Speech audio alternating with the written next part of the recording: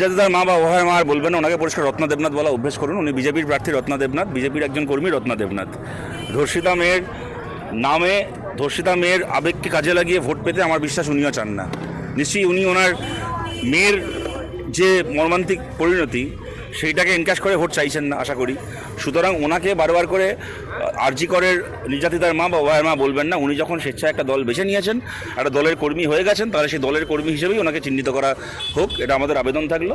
তার পাশাপাশি আজকে উনি যদি বলেন যে ওনার মেয়ের জাস্টিস পাওয়ার জন্য, বিচার পাওয়ার জন্য ওনাকে বিজেপিতে যেতে হয়েছে, সেক্ষেত্রে আমরা বুঝতে পারছি এতদিন উনি বিজেপিতে যাননি বলে বিজেপি পরিচালিত সিবিআই ইচ্ছে করে ওনার মেয়ের মৃত্যু তদন্ত করেনি।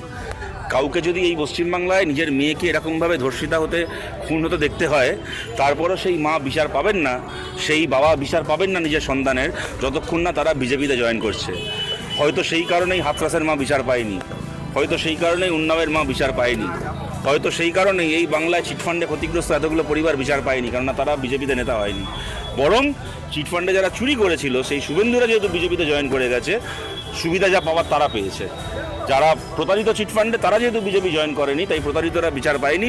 শুভেন্দুর মতো প্রতারকরা, মুকুল রায়ের মতো প্রতারকরা যেহেতু বিজেপিতে জয়েন করে গেছিলো, তাই প্রতারকরা বেঁচে গেছিলো।